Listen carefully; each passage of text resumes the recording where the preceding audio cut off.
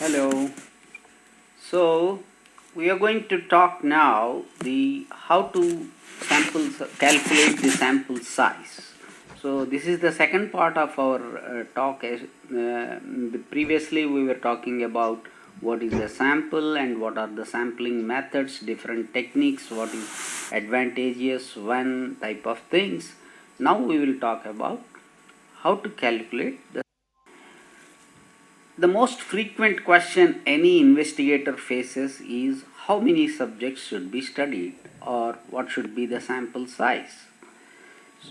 Before we answer this, is it really important to answer this question or can I take as many as I like? Let us see that. How large should be the sample size? Again, it is not only most frequent, it is most difficult question any investigator faces. So you need to have definitely a good biostatistical support if you are trying to do a very complicated study. So before we get into the details, why this question is important, there are 5 reasons can be listed off. The first one is to rule out chance, to avoid wastage of resources, to avoid spurious or unimportant findings, to be current, and to be ethical. So we will each one we will discuss. What do you mean by really ruling out the chance? So this is what happens if the sample size is small. The fluctuations in the observations obtained would be high, so the result may be unreliable. Very clear, very simple. And when the sample size is small, the standard errors, in the previous talk we discussed about what is standard error, and precision. So now you recall that when the sample size is small, the standard error associated with the result is high. So the precision of the results might be poor or unacceptable. Number 2 advantage with why the question of sample size is important is to avoid wastage of resources. Present day, everything is competitive, so you can't do unlimited work with unlimited resources. You can't expect, nobody has the time, nobody has the resources. So when a research question can be answered by studying with a smaller number of patient subjects, so any larger study would be leading to wastage of precious resources in terms of money, time, etc. And sometimes these additional subjects that more than required if you do, it may lead into some further problems which we will discuss in another point. So the resources that you save here might be used in other more fruitful pursuits. That's the important point. And further, larger studies require larger funding and hence they have lesser chance of getting funded. The third important point why the question of sample size is important is people don't realize is to avoid spurious or unimportant findings. Why? Because the sampling techniques or the statistical techniques have an inherent problem or weakness. When the sample size is unlimited, large, the study might show up clinically unimportant or practically irrelevant observations to be statistically significant. So to give you an example, suppose you want to test the efficacy of an antihypertensive, a reduction of 1 millimeter per Hg in systolic BP or diastolic BP can be declared statistically significant if thousands of patients are randomized into a study arm and a control arm. But what is the relevance of a reduction of 1 mm in BP? It could be a rounding off error, it could be a measurement error, it could be a variation from machine to machine.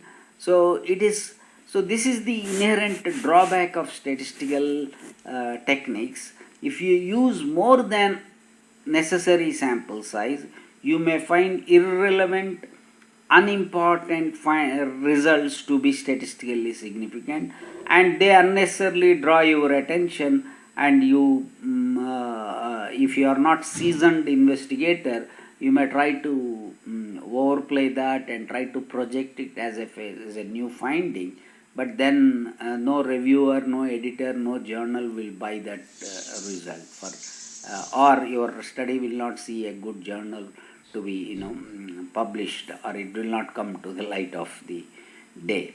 So this is another problem. You should not study the more than required number of subjects. The other aspect is useful aspect is to be current and to avoid being obsolete. If you plan a study with large sample size requiring long time duration for the study to complete, by the time you complete the study and come out with the results could be obsolete because the science is rapidly changing. So changing, evolving, and somebody would have already come out with the similar objective and published, and by the time you complete, it becomes obsolete, or no, even if it doesn't become obsolete, no journal will be further interested to publish the similar result. So this is another thing you should keep in mind, to be current and to avoid being obsolete.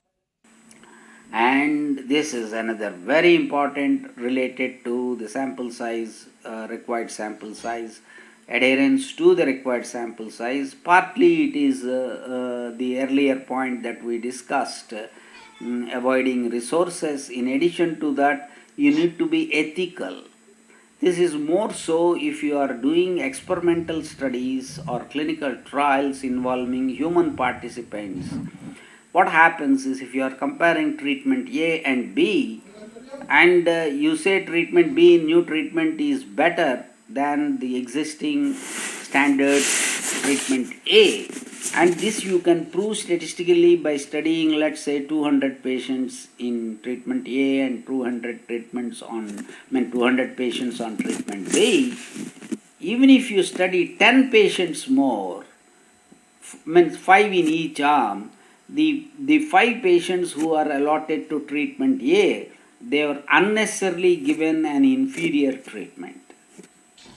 Because of your sample size, they have been unnecessarily subjected to an inferior treatment. If you have stopped the treatment and stopped the study and concluded that treatment A is better, B is better, so maybe all the 10 would have got treatment B.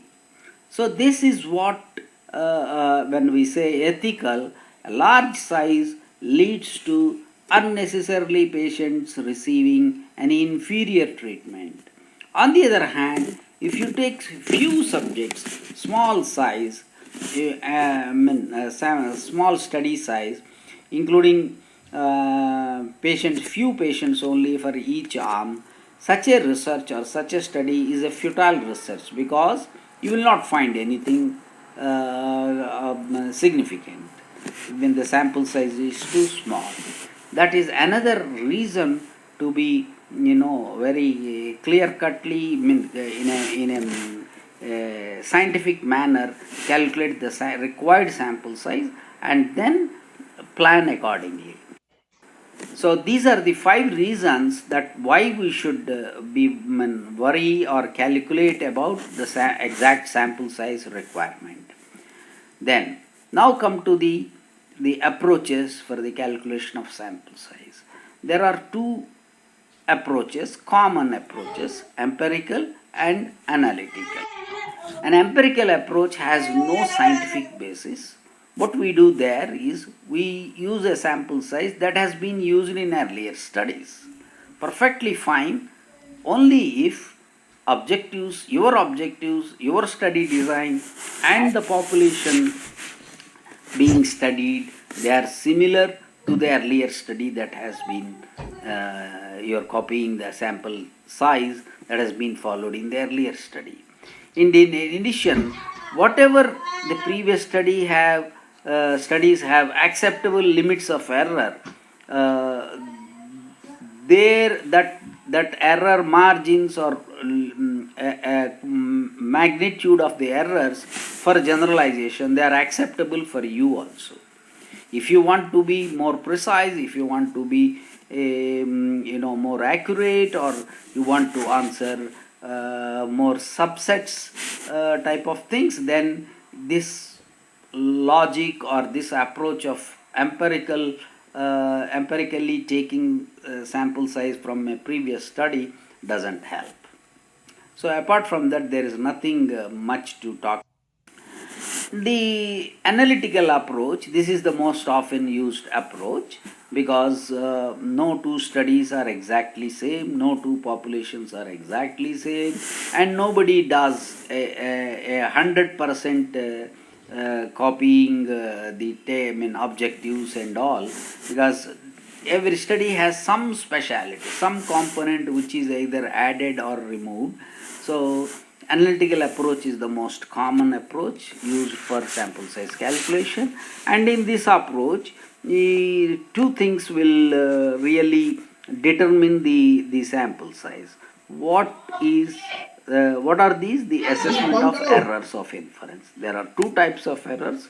Perhaps you will come across these terms in more detail as you get along in this workshop or series of lectures.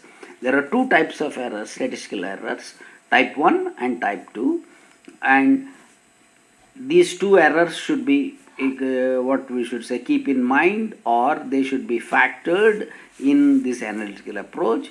And the other aspect is you have to minimize how much you are willing to accept the sampling error. What is sampling error? We discussed in the previous talk. So because sample results vary from sample to sample, so how much error is allowable or acceptable for you? So the more you accept, naturally the smaller the sample size. The smaller you accept, you don't want to accept or you want to accept very minimal sampling error, then the sample size will go up. So that is what we mean. The less variable a sample results are, the closer the sample results are to the population results. But you want to minimize the sampling error, you have to pay the cost in terms of increased sample size. Some more information, precision based generally is not used, especially if you are using a testing of hypothesis. We always go most often practically power based. Precision we use only when you have an estimate, there is no testing of hypothesis, only this is practically precision is used if you are trying to estimate something without involving any testing of hypothesis. But when testing of hypothesis is there, power based calculations are most often used.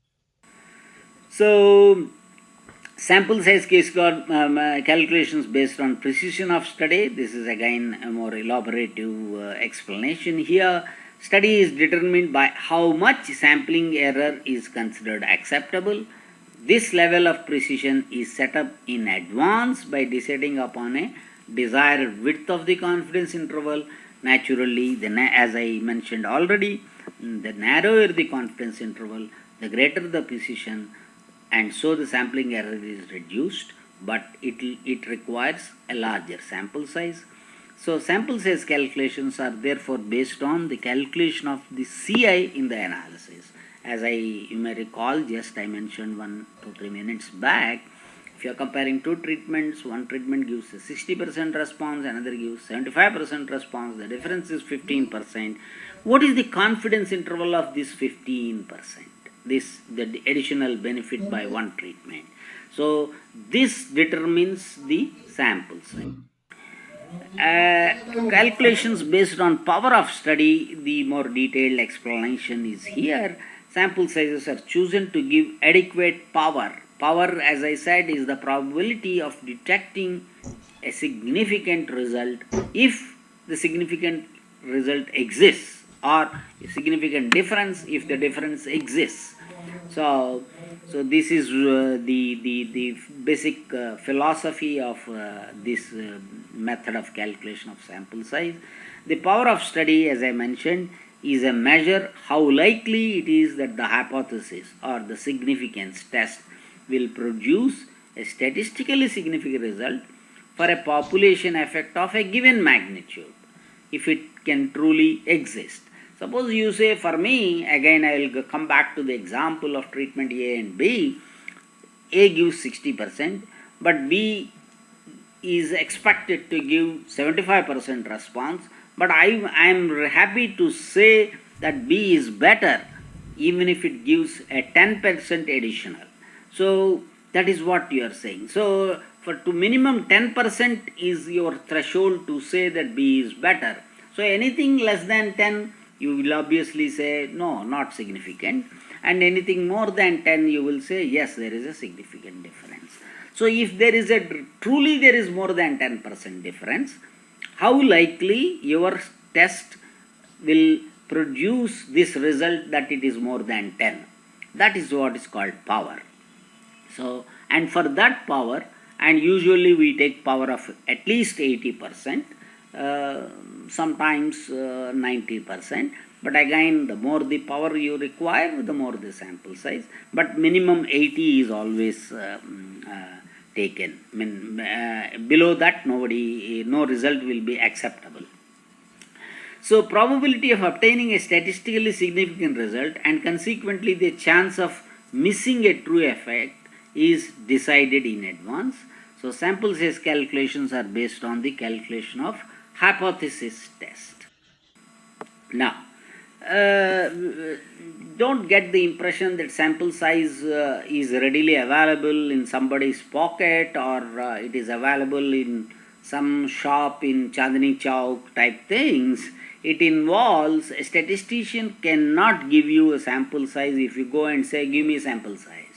It involves, you have to engage him or her in a dialogue and explain what you want to do. He or she will ask some questions, you have to provide, and he might ask you some more information which you may not readily have. You may have to go back and do the review and discuss with others and come back, and then it's a process. So typically, I'll give you an example. Suppose you go to a statistician and say, I want the sample size. The first question she will ask is, what's the main purpose of your study? So an example is, then the answer could be, to see the value of a beta blocker in preventing mortality after a MI attack. Okay, fine. Then she might ask, how do you measure this? What is your principal measure of outcome? Then you will say, I'm talking in time, I want to measure the death from any cause after MI within the first year of treatment. Okay, so the statistician in her mind will be calculating, okay, so out of, let's say, what percentage are dying here with beta blocker, and without beta blocker, what proportion are dying there within 1 year from the first treatment. So that's how the statistician will be framing, okay, practically you're comparing proportions, so what test I have to use, all these will be going in the back of the mind. Then this, how will the data be analyzed? This statistician himself will answer for himself. As I said, compare the percentage of patients dying within a year, and I can use a chi-square test or a Z test depending on the number, but I will go with, for the time being, as chi-square test. So this statistician himself will answer for himself. Then the critical question is, what type of results do you expect with the standard treatment? The standard treatment is, let's say you are not giving a beta blocker, a placebo. Then I will ask, what do you expect without a beta blocker? You have to give the answer. Otherwise, no statistician can help you. If you say, no, I don't know, then you are not fit to do research. And pardon me, because I am very critical on this. If you don't even know the current picture, how are you planning to experiment with a new drug or a new treatment? That's precisely the question. It is unethical. That means you are not prepared well, you have not reviewed the topic well. So if you are seasoned and you have already you've been in this field and you have done review and you have analyzed your own data with experience and all, you say 10% die within a year without beta blockers. Wonderful, very good. So that means you have done the current with the existing scenario, you are comfortable, familiar with what is the picture, what is the outcome like. Now the critical question, once if you say this, your job is over at least. And now the important question is, okay, with 10% background mortality, how small a treatment difference is important and with what degree precision? So you may say, I require at least if I can bring down 10 to 5%, wonderful. So you want a 50% reduction, fine. But you cannot be 100% sure. So you need to some degree of confidence. How much you want to be confident? You can see, if you say 100%, there is nothing 100%. If you say 0%, it is of no use. So minimum you have to say. So we will say, let's say 90%. I expect at least a 50% reduction for me to call a beta blocker is really useful. So 10% mortality, I expect it to come down to 5% with beta blocker, and I want to be 90% sure to detect such a difference. So if you give these ingredients, then the statistician can use some formula and then come out with the number whatever is required. So this is why I am giving this example. You must understand that to get a sample size, you have to do good preparation. Without that, no statistician can help you. You must understand, and I will tell you further what more you require. Okay. So now I will try to give you at least 2-3 scenarios, because there is there are different situations, different parameters to be estimated. Each may require a different approach to, or a different formula to calculate the sample size. I will give you, there are many, but at least I will give you 3-4, and we will discuss at least 1-2.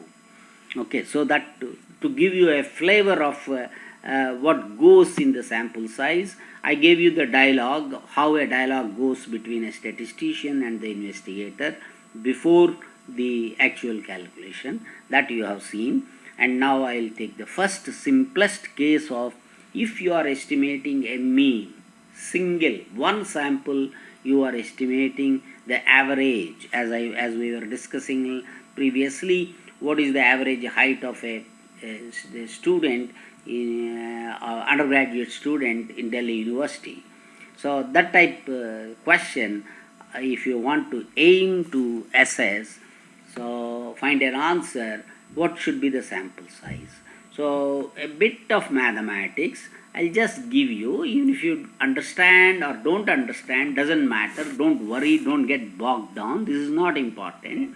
I just want to make you feel that it is not just that the statistician is giving a sample size based on seeing how pleasant you look or how friendly you are with me.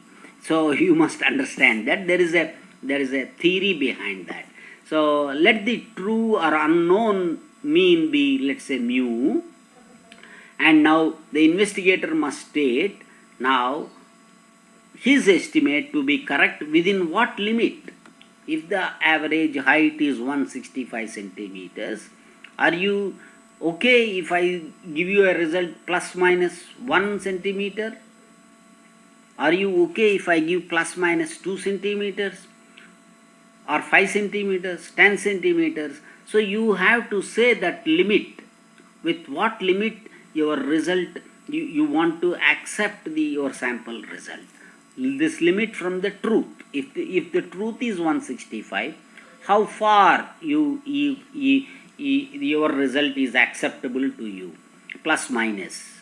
So once if you say this, it could be plus minus 5 centimeters. It could be 165, but I don't mind anywhere if I get 160 to 170, if 165 is correct. So this 165 also you have to give, plus minus you have to give what limit, and when you give this limit you should be practical.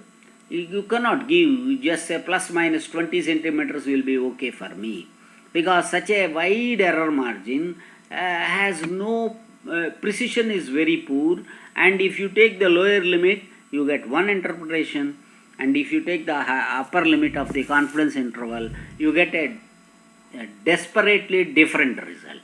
So that's what, when you want this limit, whether you take a lower limit or upper limit, your conclusion should be same. Such a limit you have to choose, which is practically important or relevant or acceptable. So now coming back, if mu is your unknown mean and you want to be plus minus L units is acceptable for you, then we know that mean follows a normal distribution which extends from minus infinity to plus infinity, but you can't guarantee that your sample mean x bar lies between, and you are ready to say L plus minus L, so mu minus L to mu plus L, you can't guarantee, but you can make it this probability as large as you like. This is what I said earlier, how confident or how much chance you want to really give for this probability. So 95%, 99% or 90% is the common value that is taken. Now we know that this 95% chance for the x bar lies between mu minus L and mu minus 1.96 times the standard error. This 1.96 is, some of you, if you know the normal distribution, the 5% limits, minus 1.96 to plus 1.96, area under the curve is 95%. So mu minus 1.96 times sigma by root n is the standard error of mean, mu plus 1.96 sigma by root n. So 95% chance. So if there is 99% instead of 1.96, it is 2.58. Maybe you will understand this when you discuss in the further topics what is normal distribution, its applications. So if this is the 99% chance from this to this, solve for L is this much. So solve for n, you will get 1.96 times sigma square by L square. This is the formula. In general, Z1 minus alpha by 2, that is two-tailed test, multiplied by S square, the standard deviation, by your limit or L square for this much confidence. Or a quick rule, for 1.96 if you take 2, it is 2 square becomes 4, and 4 sigma square or S square by D square.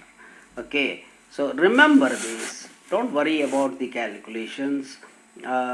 Just if you are estimating a single mean from a population, the sample size calculation is 4S square by D square.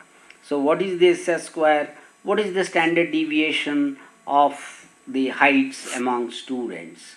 So you should have at least a crude idea, the standard deviation, and D square, D is the deviation or error, or L, we used L here, how much deviation or error you can tolerate, plus minus, so the square of it. So these things will be clearer. Example, suppose you want to estimate the hemoglobin among pregnant women. So you expect from literature in a particular village or a census block, it is about 10.5% grams, and a known SD is also from the literature, or a pilot or some educated guess is about 2.3%. Now at alpha is equal to 0.5, a relative precision, how much precision? If 10.5 is the truth, what error margin you can tolerate? So the error margin is, suppose you say I don't want to be away more than 10% away. So your L is 10% of 10.5, which is 1.05. So in other words, what you are saying, though it is truth is 10.5, I am ready to accept my result 10.5 minus 1.05. How much it is? 9.45, and 10.5 plus 1.05, that is 11.55. So you are ready to accept your result 10% relative away from the truth. And how many times? That is again another thing. Suppose you say 95% times. So forget about all these formula. What we wanted to say is 1.96 square multiplied by 2.3 standard deviation square divided by what is your L? 1.05 square, 18.44. Or if you want to say 4s square, instead of 1.96 square, you just say 4 multiplied by 2.3 to 2.3 square divided by 1.05. Slightly it will be 18.5 or 6. So round it off. So 19 pregnant women need to be studied to estimate hemoglobin level. That is to be within plus minus 10% of the true value. Our true value guessed is 10.5. So what is another thing? Whenever you take a sample size from any statistician, you please document, ask him or her to give a statement how you should document it in your protocol. Because at the time of publication, people will ask, how did you calculate? Then the statistician may not remember how they calculated. Okay, so you need to document. How will you document? This is for this example, a sample size of 20. So always rounded off to the nearest 5 or 10 so that easy to remember. A sample size of 20 pregnant women will provide a two-sided 95% confidence interval for a single mean that will extend 1.05 from the observed mean, assuming that the standard deviation is known to be 2.3 and the confidence interval is based on large sample Z statistic. Okay, so this sentence, whatever number, just taking number alone is not enough. For the time being, you may feel you are empowered and elated feeling, but you have the real pinch. If somebody at the completion time want to send the manuscript for publication, the journal reviewers will ask, please tell us how you calculated this 20. So at that stage, the statistician may not be there, may not remember, so you will be having problem. So please get it documented with this small para on how the sample size is calculated and document it in your protocol. That's the best thing. Now, same thing, you want to, instead of mean, you want to calculate a proportion. Same approach, just exactly same. Instead of 4s square by d square, 4pq by d square. P is the assumed proportion, q is 1, the complement, 1 minus p. If you are working in percentages, so p into 100 minus p. Q is 1 minus p if you use actual decimal proportion. If you want to use in percentages, p into q is 100 minus p. So again if you want to be exact, instead of 4, plug in 3.84. If you want to be quick calculation for 95% confidence, 4pq. Example, suppose you wish to estimate the prevalence of smoking habit among adolescent school-going children in Delhi, and you assume or you presume from a previous literature or a pilot work, the prevalence is of the order of 10%, and you would like to be within plus minus 2% of the true prevalence. See this is what is your error margin that you can or you are willing to tolerate, and how many times you want your result to be within plus minus 2 is 95% times. So the required sample is 4pq by L square or D square. So 4 into, if you work on everything percentages, keep everything percentage. If you are working in decimals, everything keep decimals. Don't mix up. So 4 into 10 into 90 divided by percent, 2 by 2, 2 into 2, about 900. Or if you want to work in decimals, 4 into 0.10 into 1 minus 0.10, that is 0.90, divided by 0.1 plus minus 2% is 0.02 square, which is again 900. So either way you can use, but what is important is if you are working everything on percentages, keep everything percentages. If you are using actual decimals, please follow that throughout. So when the sample size is 900, a two-sided 95% confidence interval for a proportion using the large normal approximation will extend 0.02 from the observed proportion for an expected proportion of 0.10. You want to put percentages, approximation will extend 2% from the observed proportion for an expected proportion of 10%. So that's how you should document. And this approach is important because the same formula you can use for any diagnostic test. Only difference is the calculation. If you are this proportion, if it is sensitivity, the derived sample size will be the number of true positives you require by the gold standard. And if you are talking of specificity, the derived number is P is the assumed sensitivity, specificity, and derived number is true negatives by the gold standard. That's the only thing. Once if you have true positives required and positivity rate is, let's say, 50%, so if 900 positives are required by gold standard, so if you take 1800, you will have 900 positives, so for which will be adequate for your sensitivity estimation. Similarly, for specificity you can do whichever is larger, that you implement for the diagnostic study. Simple mean, it means 8 s square by d square, s square by 16 s square by d square. So s square is the common variance between the two groups. You assume a common variance. If it is not common, simply instead of 6 you take 8 and make it s1 square plus s2 square. The variance in group 1, variance in group 2. If you think it is common, call it s and make it as 16s square by d square. That's all. I have the example, but we will not go in detail in view of the time, but you can easily go through and understand.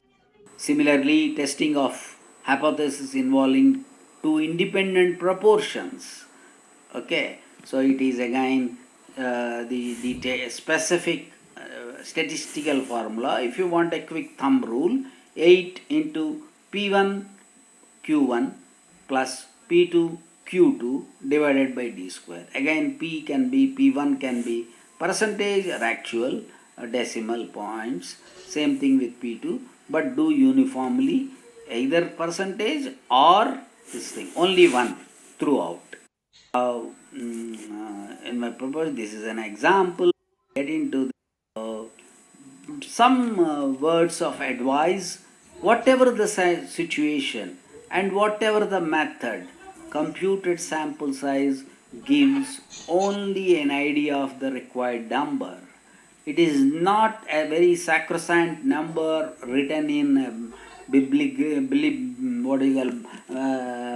from the Bible that you got this number or Veda. Nobody is going to hang you if you do 2 more or 5 less. It just gives you an idea. It is always rounded up to the nearest multiples of 5 or 10. And this is very important. Don't ever go with one sample size. Always ask your statistician to give for 3-4 possible scenarios, because you never know what you assume. It is 10% of adolescents are smokers. It could be 11%. It could be 9%. It could be only 8%. So give different scenarios. Suppose it is only 8%, and I want plus minus 2% margin, error margin. What I require? Let's say it is instead of 2%, I want plus minus only 1% error margin. What should be the sample size? Like that, instead of 8%, let's say 10%. I want plus minus 2% or plus minus 3%. What will be the sample? Take 3-4 possible scenarios, sample size required for possible scenarios. Go back, see what is best suitable for you, because even if you are more accurate, sometimes you may not have the resources. Sometimes the available patients are not there because the condition is rare, for example, or you have to submit a thesis in a stipulated time period. You have to finish off the study faster, because your thesis time cannot be extended. So you have to choose what is best suitable for you, and with, of course, you have to document. It is required is so much, for because of these constraints, because of the availability of patients, because of the time constraints associated with the thesis submission, I am choosing only so many.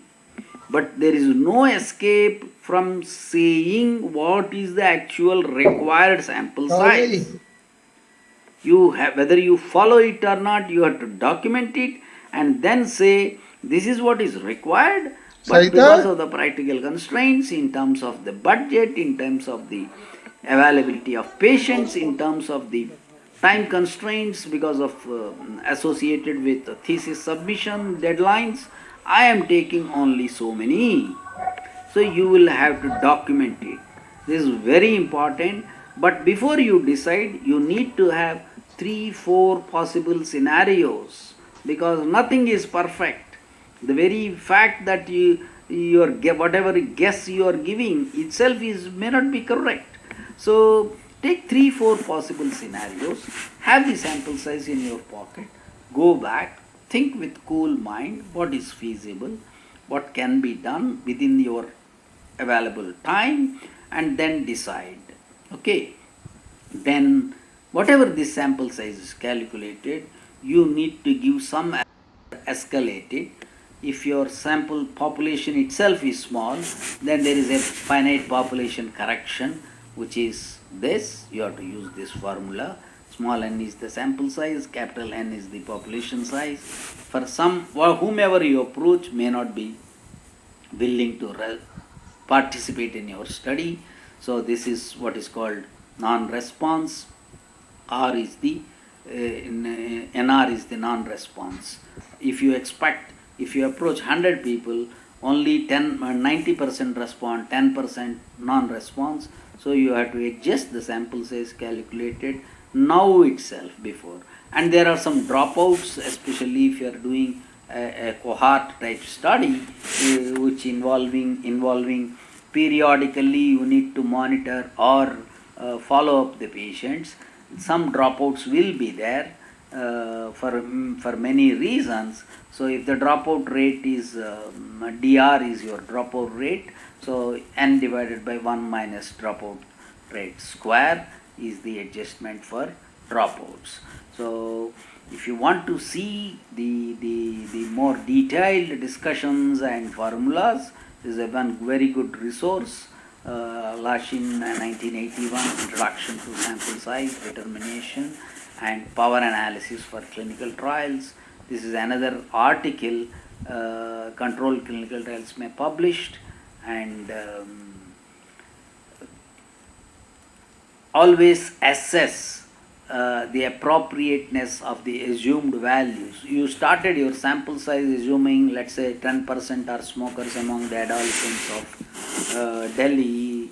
Then if you get about anywhere, let's say close to 10, then your assumption of 10% was realistic. Suppose you get a 30%.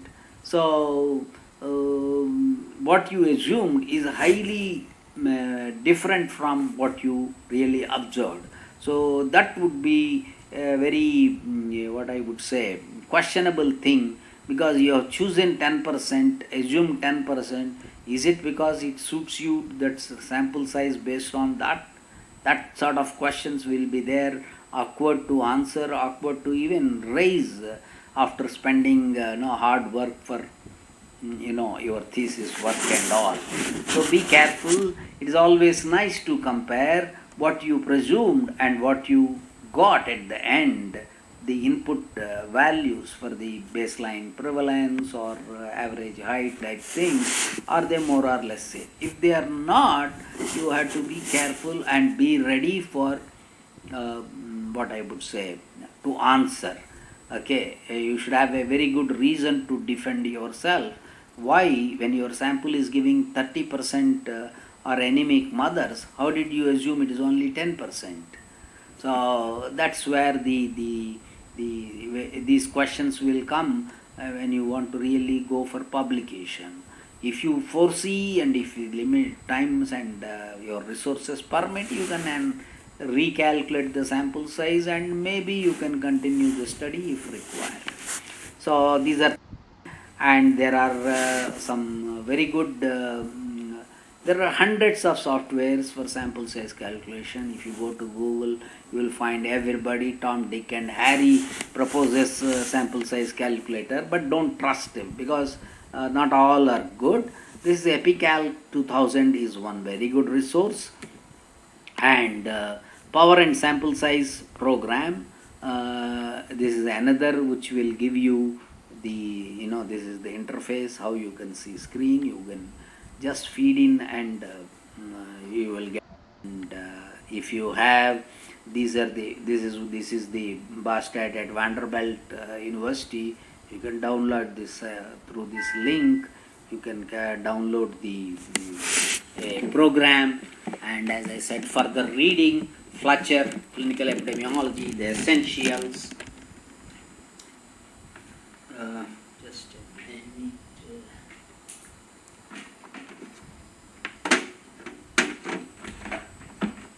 The Essentials, and these are the books. Expert sample size. Okay, so thank you all. Good luck.